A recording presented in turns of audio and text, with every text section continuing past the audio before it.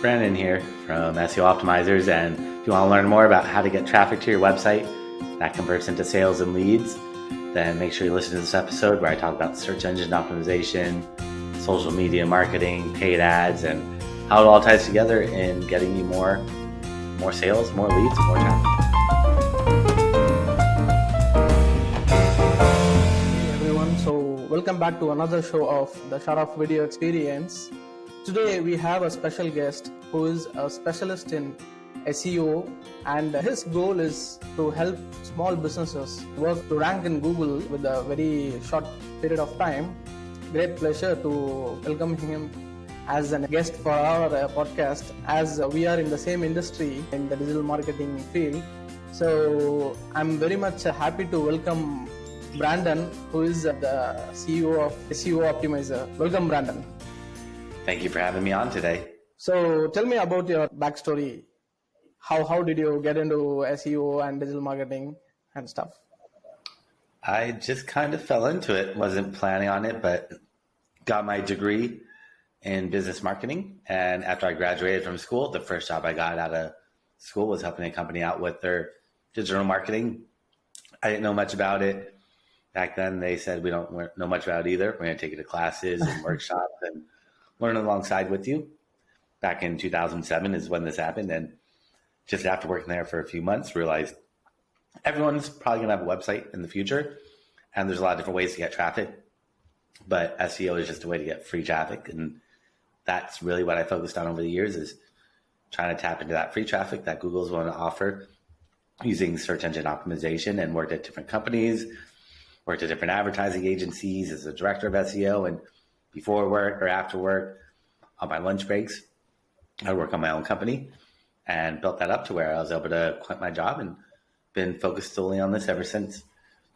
Okay, that was a very good hustle, actually, working on another job and side by side you're working on your business.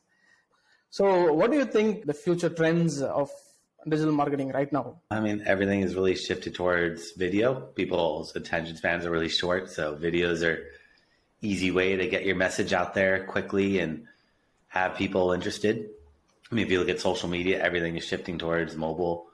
Instagram is primarily mobile. TikTok is it's all on video. Instagram is primarily video. TikTok is all video. So everything's really shifted towards that. And mobile, like I was just saying, actually too, is mobile is not slowing down anytime soon. And then it's really connecting everyone, because nowadays it's easy enough to find, like if you can't afford a phone, people are just throwing away old iPhone 5s, 7s that nowadays anyone can grab a phone and connect to the internet. Whereas in the past, you needed to have a computer, a laptop, desktop computer, and that was expensive. Nowadays, almost anyone can get a phone, and there's ways to get Wi-Fi for free at libraries, or some cities even provide Wi-Fi for free. So making sure everything looks good on mobile, loads quickly, and is really optimized for mobile, I think is very, very important. Yeah, that is very true actually. Due to the growth of mobile and internet, people are very much using it to grow their businesses and stuff.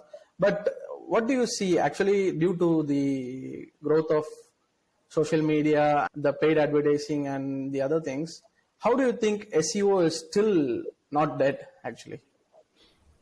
Well, as long as people search on search engines, then SEO is not going to go away. And SEO is even not really just ranking on Google. Like SEO is search engine optimization. So optimizing whatever someone's searching on.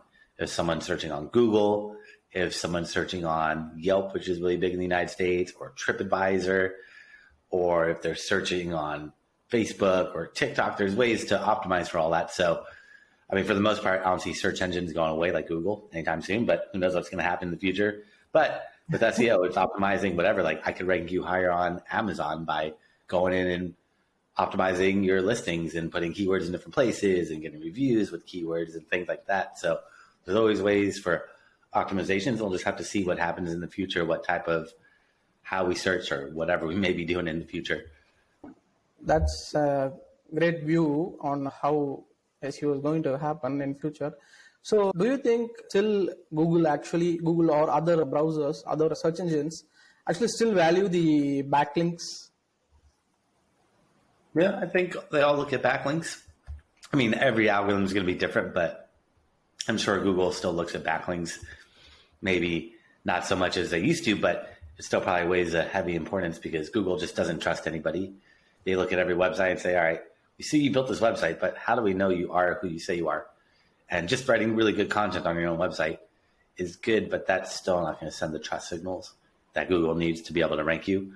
So for the time being, I still feel like backlinks are a big part of their algorithm. Who knows what's going to happen in the future, but backlinks, I mean, it's tough. Like if you look at anyone on that first page of Google, they all have backlinks. You're not going to really see any websites that don't have backlinks for the time being. So how to build backlinks safely, actually? Yeah, so backlinks are tricky. You have to build the right type of backlinks. If you build the wrong type of backlinks, Google's going to penalize you, and we don't want that to happen. So there's a lot of different ways to look at or build backlinks. But nowadays, it's all about quality, not quantity. So you want to go after quality websites. And it's not really the number of backlinks. Like in the past, if I had 100 backlinks and you have 200, you would rank higher than me. Now, it's not the number, it's the number of quality. And what is a quality backlink to Google? That means the website that's linking to you should be relevant. That's really important. So if like you're a doctor and you're getting backlinks from restaurants, looks a little strange. Like why is a restaurant linking to a doctor? But if you're a doctor and you're getting other health related websites to link to you, that makes a lot more sense than authoritativeness. How popular is this website? The bigger the website, the more SEO value that's going to be passed on. So a backlink from my website is good, but it's not the same as like a Forbes or Huffington Post or New York Times or LA Times. So the bigger the website, the better. And the way to find backlinks, I would say, is spy on your competition. Do some competitive research. Search for your keywords, see who's on that first page of Google, make note of all those websites, and throw them into different tools like Moz or Ahrefs or SEMrush. These are all backlink checkering tools where you can throw any website in there and look at all their backlinks. And you can throw your competitors in there and see all their backlinks, and then one by one start reaching out to the sites, again, that look relevant and authoritative. You don't want just any random site, but you want to go after quality sites. So looking at your competitors' backlinks, picking out the quality ones, and then trying to figure out what did they do? Did they write an article? Did they sponsor something? Whatever they did they write a press release? Whatever it may be. Did they do an interview? Try to look at that strategy and mimic it and copy it and put your own spin to it, because if it's working for your competitors, it's more than likely going to work for you. That's an awesome explanation, actually. What are the few things that a website should have to rank in a basic terms? So what are the things should a website have? They are the must currently on 2022. Yeah, I mean, there's a lot of things they need, but some of them, I mean, it's tough. Not really a one size fits all, but the more important things I would say is like content, having good text on every single page, because Google can't really read images or videos yet. They're getting close and they're trying to, but they rely heavily on text. So if you have good original text on every single page, that is so very important. And that's something that everyone can do without having to know any coding. I mean, I could get technical and tell you all these technical areas, but really content is something simple and a lot of people overlook and don't have a lot of text on their website. And this is for every page, because every page on your website is an opportunity to rank for keywords. It's not just let's optimize your website, it's optimize each page for a different set of keywords. And the more pages you have, the more opportunities you have to rank for different keywords. So structuring your website in a way that makes sense is also very important. And I mean, yeah, there's so many different things, but I would say content is probably one of the most important things. Ever since I started doing SEO in 2007, everyone's like, content is king. And content really is so very important. You said content is king, actually, but people, I think, they misunderstand what type of content they have to put on their website. So can you touch on what are the content types we should have on our website?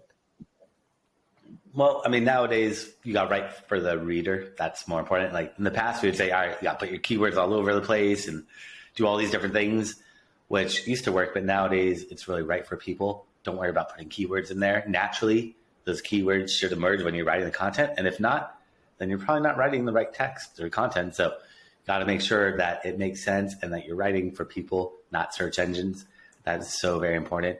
And just try to make it really, again, for the user. Try to put yourself in the user's point of view. If you were looking for your product or service and got to the page on your website, what type of content would you want to see? Would it be like FAQs, frequently asked questions, or would it be benefits or features of the product, or what would you want there? But gotta have content and make it for the reader. That's really number one. Don't worry about search engines. Okay, that was a great explanation on how to create a content. So we need not go with like push or fill all our posts or content with keywords, and we don't want to make irrelevant keywords into the content, right? That's what it works. Yeah, in the past it was, put your keyword 3 for every like keyword density. It'd be like, all right, for all my text, 3% of it should have my keywords. But nowadays, I mean, Google's able to pick up on patterns, and they're very, very smart. So, I mean, if you're going to do something like that, you got to mix it up and be like, one page is going to get 5% keyword density, another one will get 3% keyword density, another one will get 2%. But if you have everything the same, Google's able to pick up on those patterns and see that you're just optimizing. And if they see that you're doing SEO, they actually would penalize you for over optimization. They don't want you to necessarily do SEO on your website. They want people just to naturally find you, naturally have backlinks being built to your website, but you have to give some nudge to get Google to find you and find all that stuff. So it's just that balance of walking that thin line of doing what they want, but not leaving any red flags. How often should I like rewrite my content or update new contents? What do you think is the optimal frequency to add content to my website? I mean, you want to try to add content that's relevant. And if you're a website that's really old and you have content from 10 years ago, like you wrote a blog post that's 10 years old, it might be relevant and have all the right information, but Google and other people might say, all right, this is 10 years old, this is outdated. But if you go in there and update it a little bit, and then you can put a little timestamp saying this article is updated in whatever 2022 date, that helps people see that it's fresh, new, relevant content. But it just depends on, like, do you need to update that content, or maybe that content can't be updated, so you just have to kind of just leave it as an old post or take it down and delete it if it's not necessary. But you do want to be adding new content. I'd say if you can blog on your website once a month, that's sufficient. The more the better, but as long as you keep it updated, that's really number one. So as long as you can do one blog post a month, that's good. If you do more, even better. That's a good example. And I, as a digital marketer, being myself, I feel that SEO or ads are just the tip of the iceberg. So what people should take it further to convert their leads. So in SEO, we just bring in leads to our website. They search term, they do a search term, they just come to our website, they just see, they just leave. So how to keep them inside our website and convert them as a customer? That is the toughest part, but that is the most important, because you can send traffic to your website all day long. But if you don't optimize that website for conversions, it's not going to do much. And a lot of people don't really think about that when they build a website. They want their website to look nice, to look pretty, but they're not thinking about the user. And you got to put yourself again in the user's point of view and think about, if you were on looking for your product or service, what would you want to see? And you have to have all your really important information at the top of the screen. So whatever you see on the screen is called above the fold. Once you start scrolling, that's below the fold. And it's like 70% of people that never scroll down on a website. So if you have to scroll down, you've already lost 70% of the people that have come to your website. You have to have all your really important information above the fold, have like a value proposition, letting people know what's in it for me by visiting this page or using your product or service. What am I going to get out of it? Then you got like some bullet points or a video there, and your call to action, whatever it may be. If you're an e-commerce website, you want to make sure your add to cart or buy now is above the fold. Or if you're a service-based business, having a phone number or an email contact form, whatever your conversion goal is, but make sure that's above the fold, and just making sure you have all the really important pertinent information at the top, because the majority of the people are not going to scroll down. So you have to just give them that good value, give them that information. And then you also have to keep yourself top of mind by collecting email addresses and running email campaigns or doing remarketing ads where you run ads for people that have been to your website and did do a specific action. You could follow them around and keep yourself top of mind. So from what you told, I understand that content which is above the fold should have a good copywriting and a good creative to keep everyone within the top of the fold and make them move to the other parts of our website. So we need to have a catchy headline, catchy creative on the first fold, as you said. Is that right? Is that what we need to do? Yep. Got to have all that information at the top, so it's easy for people to see what exactly they're going to get by using your product or service, because people's attention spans are really short. And if you don't have that information above the fold, again, the majority of people never scroll, which kind of seems weird, but most people don't scroll down on the website or on mobile. They don't swipe if they don't see what they're looking for. What are the other ways to bring traffic to our website other than SEO? There's endless ways. You could do social media, you could do email marketing, you could do radio, TV, word of mouth, but it's just trying to figure out who your audience is and where are they. That's number one. You don't need to be everywhere. You just need to be where your audience is at. Like for myself, I do SEO. Probably not going to get many people that are going to find me on Facebook or Instagram. Some people will, but the majority of people are probably going to go on like Google or go on Yelp in the United States or something similar to that in another country. But it's all about just understanding who your audience is and where they are. And that's where you need to be. You don't need to be everywhere. You just need to be where your audience is at. So you say that I should focus on all the traffic sources to my website. Like I need to be on other platforms to bring traffic to my website and to convert. Is that so? Yeah, as long as that's where your audience process to be on all the platforms and doing stuff. Yep, you want to be getting traffic from as many different places, but you need to be on the platforms that your audience is on. So you don't need to be on every platform. You just need to be where your audience. Like for myself, probably like LinkedIn, YouTube, Twitter might be a little bit better than like Instagram's probably not where my audience, or TikTok or Facebook or Pinterest. I mean, some of them might be there, but the majority of them are probably going to want to find me on like LinkedIn or watch a video that I've done on YouTube or something like that. So you're just trying to understand where you need to be active. And that's kind of just testing and playing around and joining all these different websites, communities, and seeing what's working, where you're getting traction, and pushing more time and money into that and scaling away what's not working.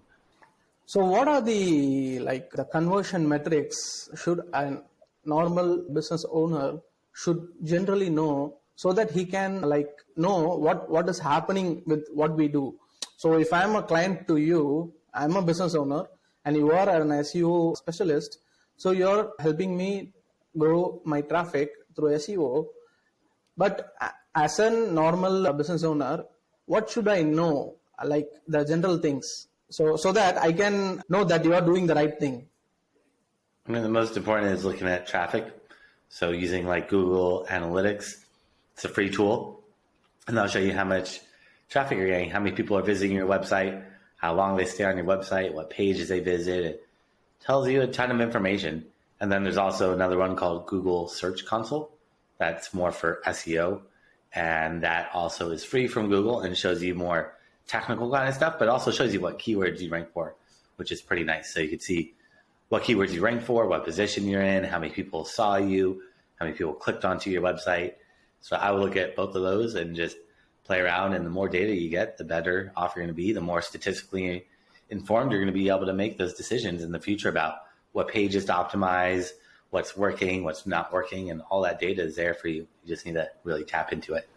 So should I need to know my keywords before I approach? Either, it doesn't matter because I'll do my own keyword research, but as a business owner, you should try to have some idea of what you want to rank for. But then we got to figure out, all right, let's do the keyword research, figure out how many people actually search for this keyword, because maybe that keyword gets 5 people searching for a month. But if we use like a synonym or a plural, we might get 5,000 people searching for it a month. So doing that keyword research first. Okay. Like during the keyword analysis process, how do you fix these keywords will be the right thing for my particular business? So what is the thing behind the keyword research? I mean, there's a lot of different ways to do keyword research, but the best is just research competitors. go on that, search for your keywords, see who's on that first page of Google for your keywords, and look at that blue clickable link. That's called the SEO title tag. And that's where your competitors are going to be putting their keywords, and you can quickly spy and see what they've put in their website. But then also you just try to, there's other tools like Ahrefs or Moz or SEMrush that will try to look at and guess what keywords you rank for organically. So you can, again, research your competitors using these tools to see what they currently rank for in Google and trying to just pull that list, see what's relevant, add that to your keyword list, skip the ones that don't really make sense, because not all the keywords are going to make sense. Once the keywords are being fixed, what is the next process in SEO? Well, then you'd be putting in the keywords all over in the coding and adding the content with the keywords on the website. So doing the on-page SEO, just sprinkling the keywords in the different areas like a title tag or meta description or schema or alt tags and all this really technical stuff, header tags, places that Google's looking at. That helps them just better understand what that page is about. How many keywords should my website focus on for optimal search result to be ranked on Google search? Each page should target about 3 to 5 words. So if you're trying to target more, create more pages. The more pages you have, the more keywords you can optimize for, because you really want to try to squeeze in whatever you can fit in that SEO title tag, which is about 60 characters, which is about 3 to 5 words. What are the conversion metrics you use to tell your clients to know how much sales they have been converted? So when they are using your service, you're helping me with the SEO, and how much time it will take actually first? Well, the time just depends on the keywords, how competitive they are. And the more competitive the keywords, the more time it's going to take to do the SEO. Also, how much SEO has been done to your website versus the competitors. If you're a brand new website, it's going to take a lot longer than someone that's been around for 10 years building up that trust from Google. So it really varies. It's not a one size fits all. It's tough.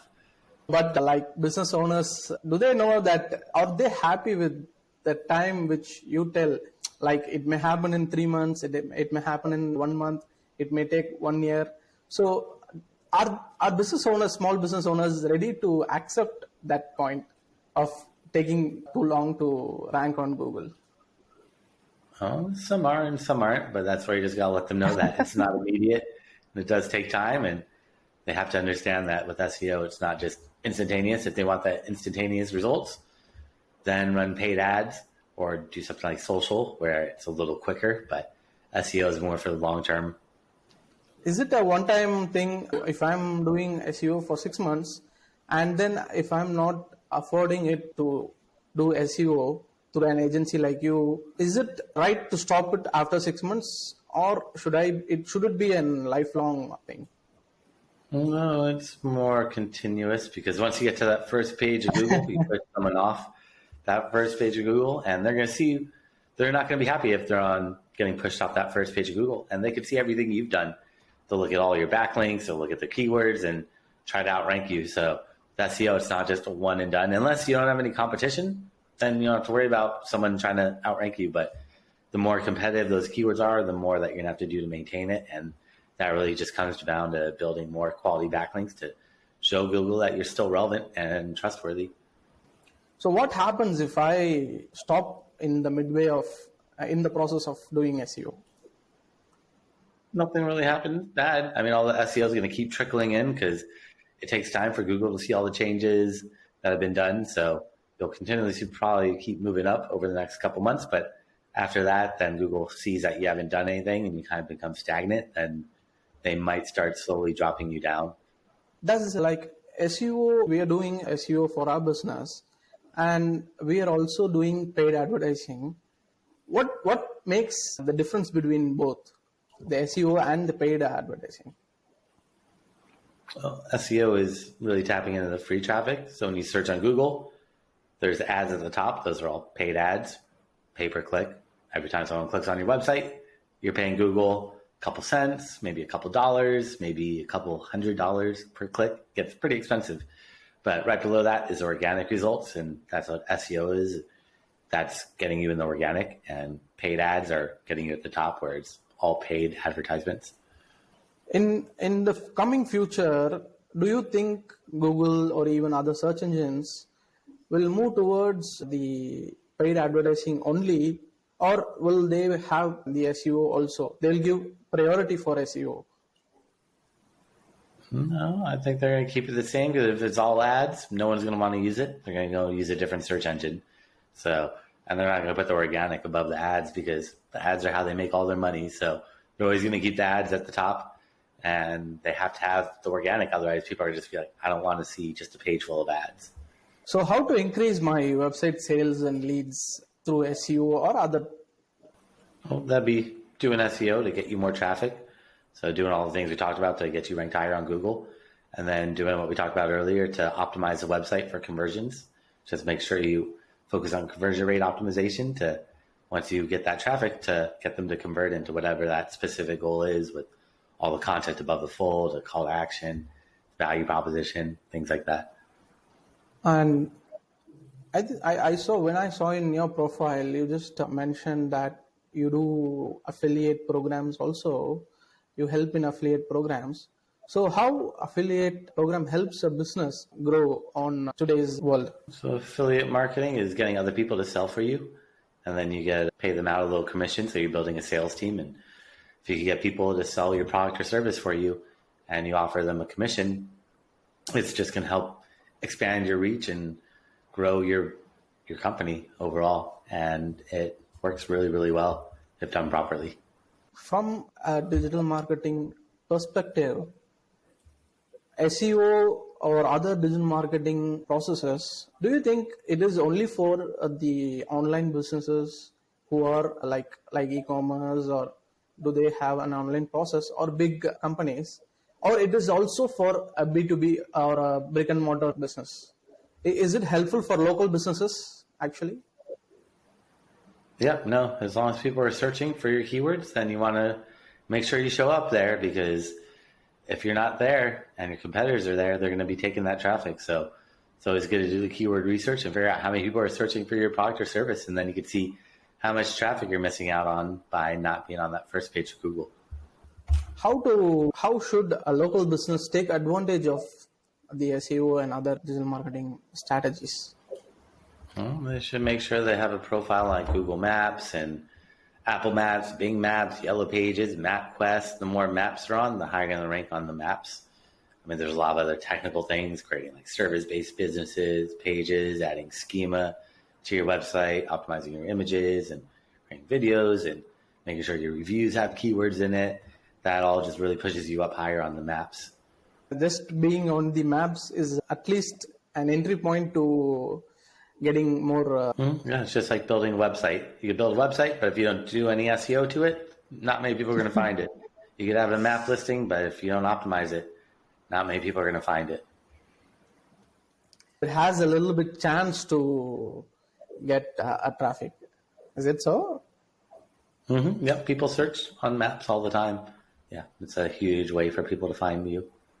What are the top social media sites do you use for your business, actually? It just depends where your audience is, but you just have to understand who your audience is and what platforms they're on, whether it's like Instagram, Facebook, Twitter, LinkedIn, Pinterest, YouTube. I try to be on all of them, and then just be active where your audience is. You don't even have to be active in all of them, but having a profile claimed is good enough, and then just making sure that you keep it somewhat active on those platforms. But me, I'm usually probably on LinkedIn or YouTube posting content. Yeah, so as a service business, you will be on all the platforms. And how do you track all the website analytics, actually? Yeah, I track everything through Google Analytics. It's a free tool, and it'll show you everything you need to know about your website traffic, how they behave on your website, how they found you, what pages they visit, and a ton of other information. So what is the ultimate benefit of SEO? Well, the benefit of SEO is just getting more traffic to your website. That's really ultimately what you want to do from SEO, is get more targeted traffic that's going to hopefully convert into sales or leads to your website. I think this episode is like a small mini masterclass on how to do our SEO properly. Should I consider SEO or should I go with paid advertising? What is your take? Well, you should do both. SEO is going to take time. So while you're waiting for SEO to kick in, you can run paid ads. And once SEO kicks in, you could scale back on the paid ads and really maybe just stick with like remarketing. So anyone that's been to your website but didn't convert, follow them around. And is like the search, you told search engine optimization is for all the platforms. So how do you like help people get more searches on like other platforms in social media like Facebook? Is there any optimization for those types of searches? Yeah, like putting within the social media platforms. Yeah, they look at like how many what keywords you put in the content, image file names, alt tags. They look at how people engage, comments, likes, retweets, reshares, and all that stuff to help you rank higher. So there's a lot that goes into it. Hey, Brandon, you gave a lot of insights on how to create a property for our audience, and we have come to the end of our show. And what is your final take on how audience should use these digital marketing tactics and strategies to grow their business? Well, they all just need to be patient with it all. It all takes time, and just keep working at it, and they'll see over time that it'll start all working and trickling in, but they got to just be patient with everything. It takes time to get all this stuff up and running, but once it's going, they'll see the results coming in. And finally, like how people can reach you and how can they have a good service from your side? So you can just tell how we can find you. So everyone that wants to learn more, I create a special gift for them.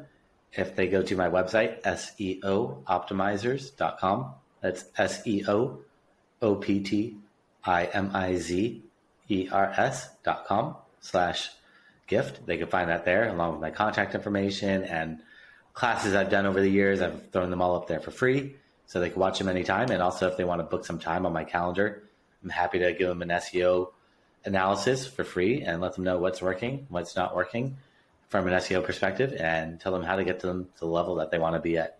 And they can book some time on my calendar there. Okay, that was a great session with you, Brandon. And it was a very informative and insightful session today.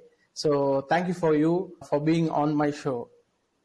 Thank you for having me on. Thank you for watching my video. Subscribe to my channel. Like and share it to everyone who wants to 2x their business.